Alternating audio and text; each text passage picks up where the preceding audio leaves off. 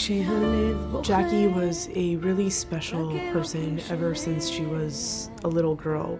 She had this incredible capacity to love and to give and to enjoy. Every single person that I know that has met Jackie says that she taught them that life is for living, and no matter what, you just keep going. She had endless compassion. It's incredible her heart was able to fit inside of her chest because it was just so huge.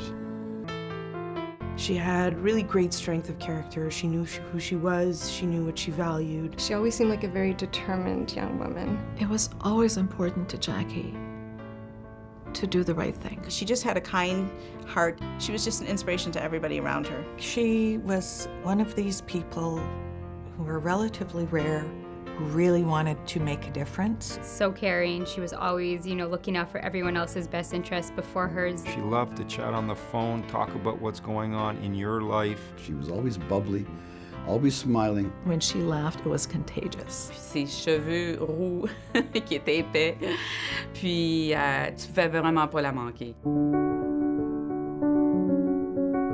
When Jackie was first diagnosed, it became very important for us, and surprisingly for Jackie, who was barely 10 years old, to get involved. She saw that there was a lack of communication amongst the youth. There was this, shyness, or this is taboo, we can't talk about this. She really wanted to destigmatize Crohn's disease. So the CCFC, or CCC as it's known today, has become very important because of that.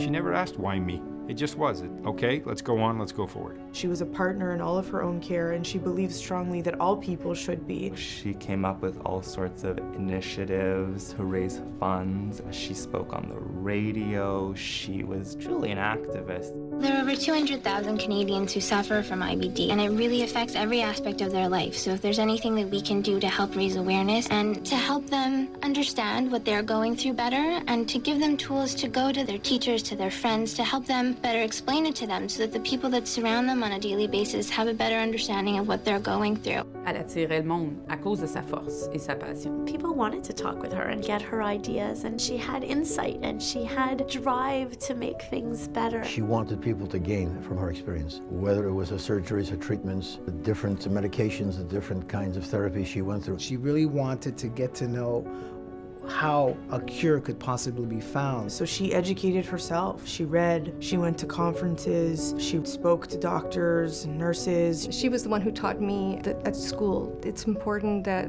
the students register with the Students for Disabilities, not because they want to advertise that they have a disability, but that the professors know that they may have some special needs. And that gave her the courage to keep going, to know that she was helping other people make a difference. And to be honest, she made a difference in everyone else's life because she is the bravest, strongest person that I've ever met. Her love of appreciation of life meant that she wanted to know everything about everything. She was a curious person. She just loved the idea of learning for the sake of learning. She couldn't wait for the first day of school. She loved high school. She was a brilliant student. She never let her situation take away from her educational pursuits on every single level. She went through Jewish day school, which is no easy task for under any circumstances. That was hard for her to not be able to participate the same way that others were, but she didn't let that stop her. And then when she was well enough to go back to school, she just did double to make up for it and really get the most out of it because she knew how precious it was and she never took anything for granted.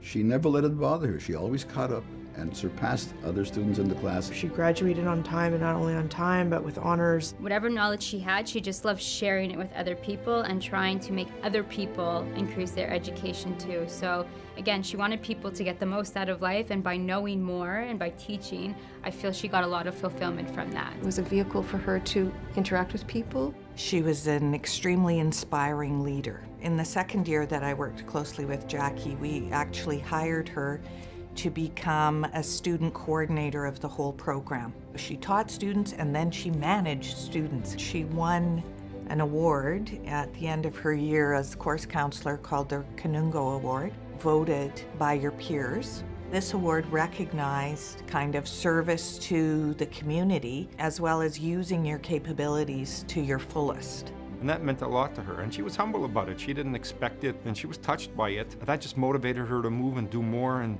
and accomplish more. One of the last things that she experienced is getting her academic degree from university, from McGill. And it was done in the ICU unit. She finished her degree. She made a statement.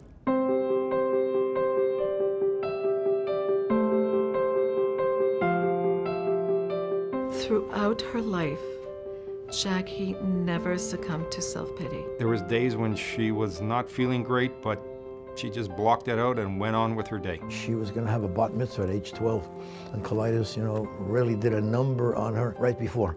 And we said, Jackie, we can postpone it. We can do it another time. 2 months from now, you feel absolutely not. And then that night, she found the strength, the inner strength, to really do her thing. And I still remember at the hotel, she stood up there and made her presentation, and she was beaming. She was not somebody to ever let that disease get her down. She really believed in life. I remember a conversation I had with her. I asked her, Jackie, what happens to the sun at night? And she looked at me and said, what are you talking about? The sun is always there. You just can't see it. I said, Jackie, that's profound, because that's who you are. You are exactly the sun, despite the darkness that sometimes pervades. You're the bright star that shines for family, for friend, for community, for life. She lived to the fullest. She was extremely funny.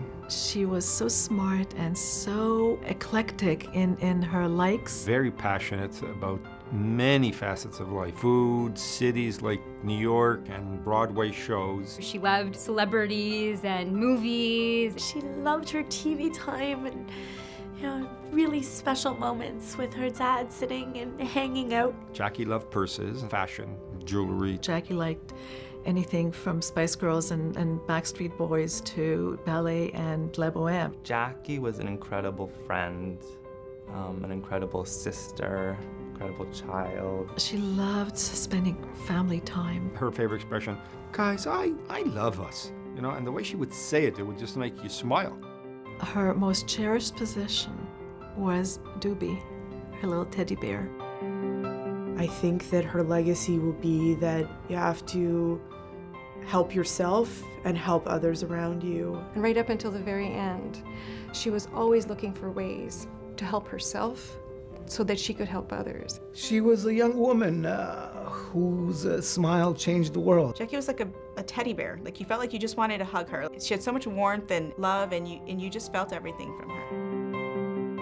I think her legacy is if you have life, really live it. In spite of the hardships, you still can. You can accomplish a lot. She's an inspiration to all. She was my gift and my joy, and really, my soulmate.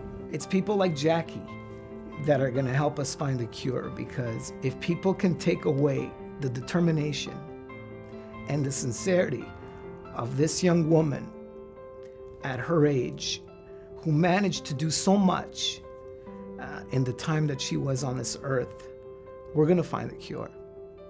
And who knows, we may thank Jackie in the process. It won't end because Jackie has passed away. We will continue, to fight her fight.